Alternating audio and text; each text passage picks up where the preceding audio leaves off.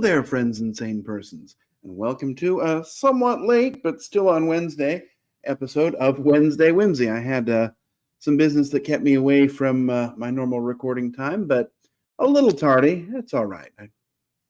I'm here. Anyway, I'm Kyle. Wednesday Whimsy is a short show that I do every Wednesday evening where I talk about a board game topic, a top 10, something board game related usually, or something else, whatever happens to be on my mind that week.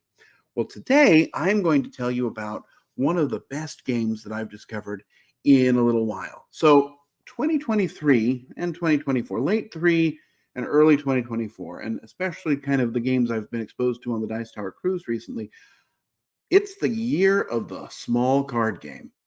And I'd heard about this game. Oh, let me show it here. It's called Forest Shuffle. And I'd heard about it.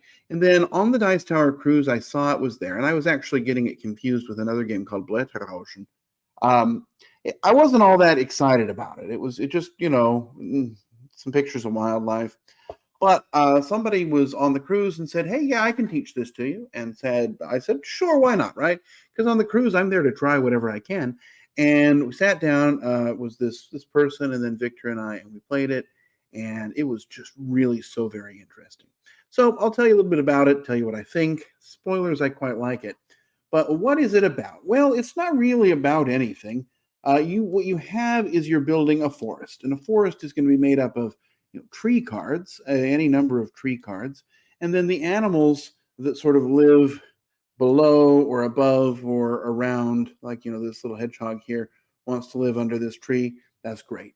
And you're just trying to, and it's basically gathering and making this forest and figuring out what you want to focus on, because everything is going to score in sort of a different relation to everything else in the forest. That's kind of what it is. You're building a forest, and eventually winter will come. And when winter comes, well, it's time to stop shuffling, stop scoring, stop playing cards, and I guess start scoring. Score up your points, and whoever has the most points wins. So how does it work? Now, I was hoping I could show you even on Board Game Arena, but it looks like I can't. I'd have to start a game, and I don't want to start a game with somebody and film in the middle of it without them knowing, and also not take my turn. That would not be polite. So I'll just sort of go the way that I normally do, and I will show you some pictures from online. So what you're going to be doing is you have this board. And it's a board in name only. It's really just a place to hold cards.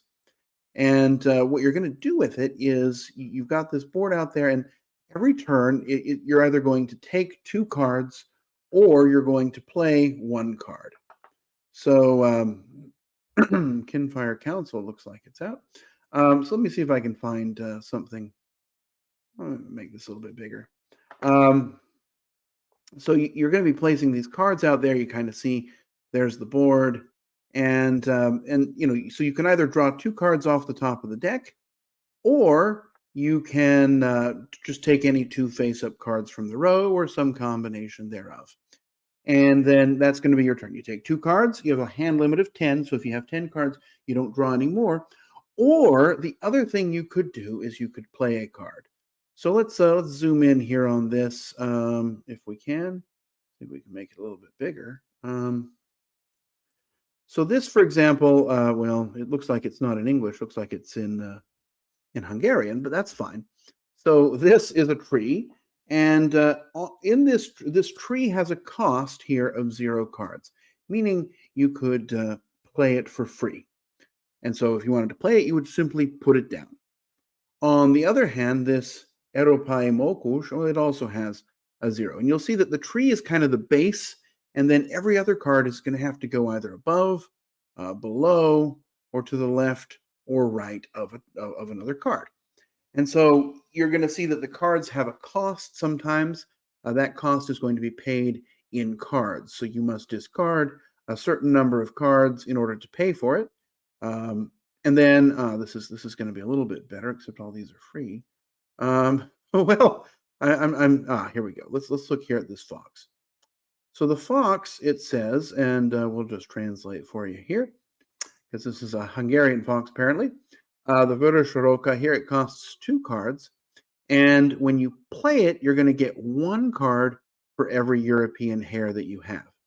And so that's sort of the effect. And then on the other side of it, you'll see this wolf. If instead you played with the wolf, you'd play 3 cards for it.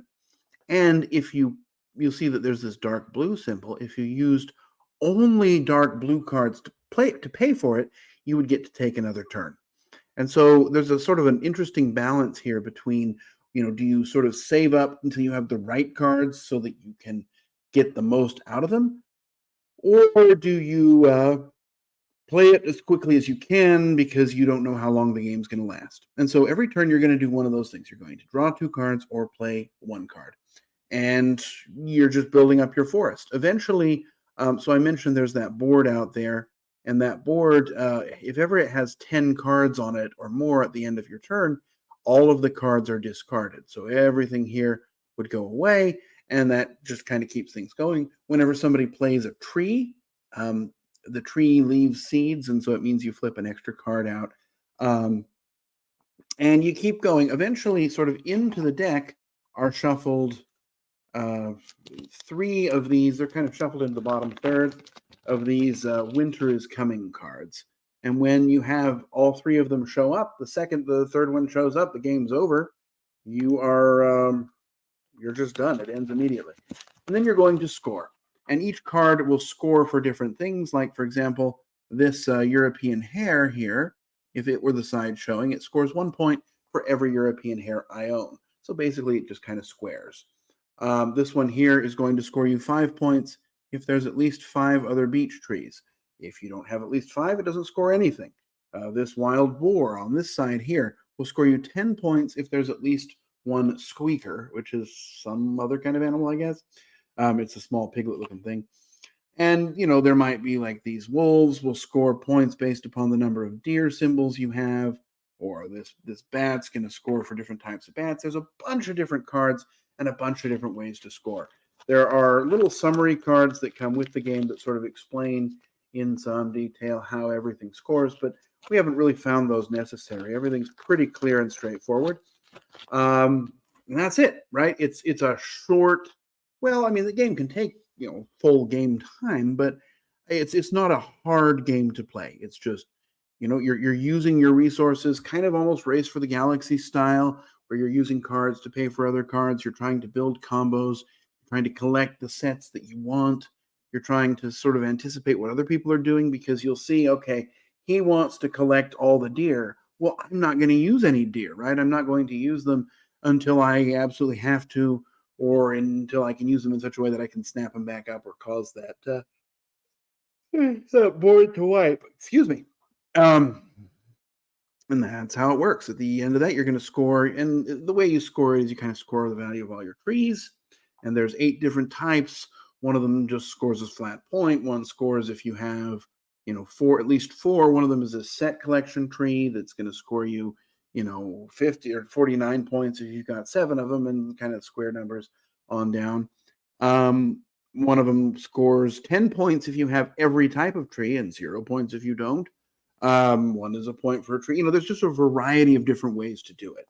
And then each animal type scores differently. There are butterflies and birds that go on top. There's fungus that goes on the bottom, as well as these little herbs and plant growths and bugs and mammals and deer and everything that you can imagine that you'd find in a forest, you'll find here. And that's how it works. So what makes this game special? Well, this game is all about its simple rule set. I love a game. Look, I love a complicated game. I'll tell you that. There are some great, amazing, complicated games, and with the right people, a complicated game is what I am looking for. But I'm not always with those people. Or maybe I don't have enough time to set something up, or to teach something, or even to play something long. And Forest Shuffle is a game for everyone.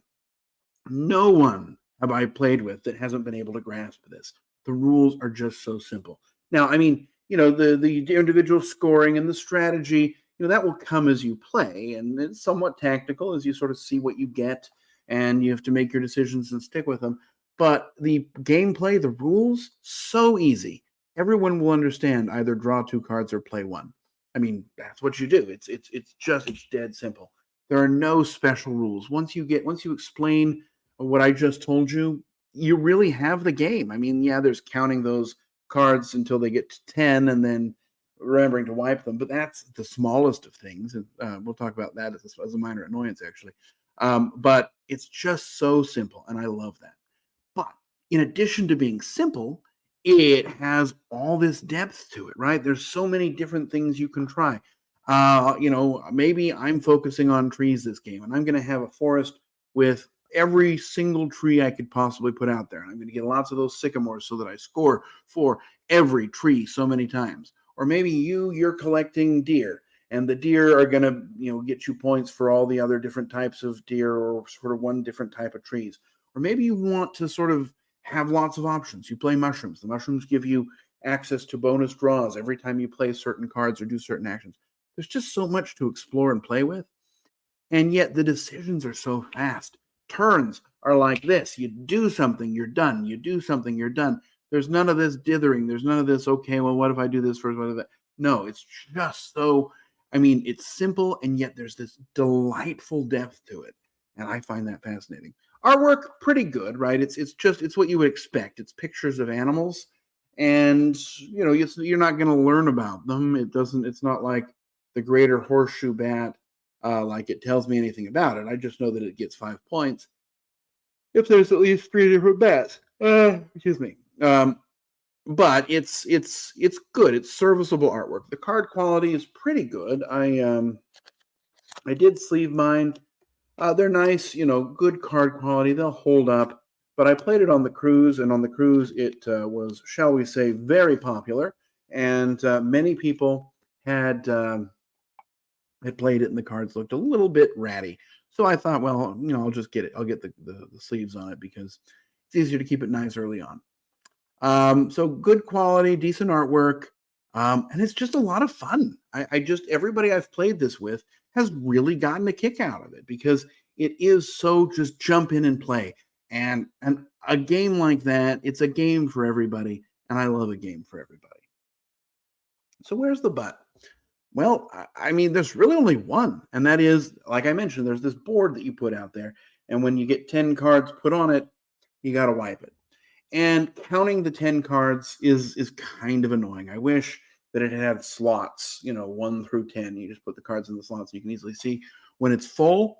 That's something I could just take a marker and probably do on my board. And, it's not that hard to count to 10, but it's annoying, as you're sort of getting towards the closer to it. You're like, okay, well, if I play this, it'll wipe and I won't be able to do anything.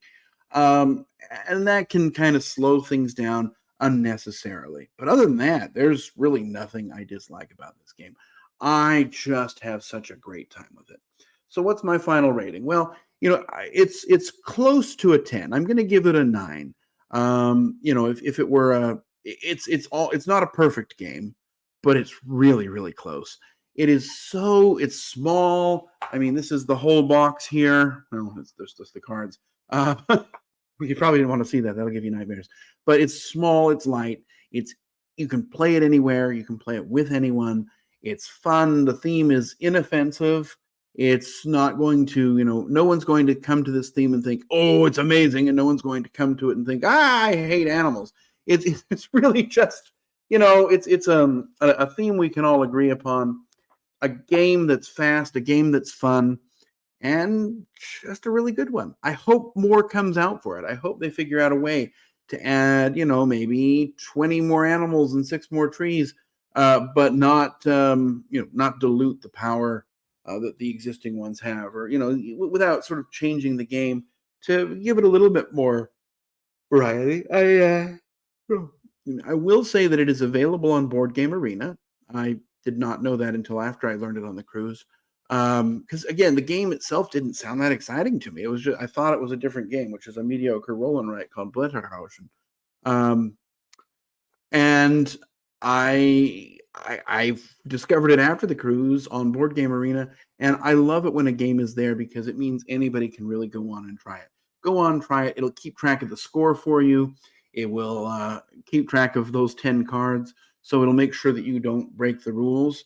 And it's a great way to learn it and see if you like it. And then, if you do, you can pick it up. And I think you'll like this one. This is one that really is getting about as high a recommendation as I can give it. I'm stopping short of a 10 out of 10, but it's a high 9. So anyway, that's really it. I had just a short one today. It's a game that I think you'll like. I think it's for everyone, unless you hate games or don't have a soul. But with that, I'm just going to end it here, and I'm going to thank you for joining me. I will wish you safe travels and courage when you need it, and I'll hopefully see you back again next week for another episode of Wednesday Whimsy. Okay, bye-bye.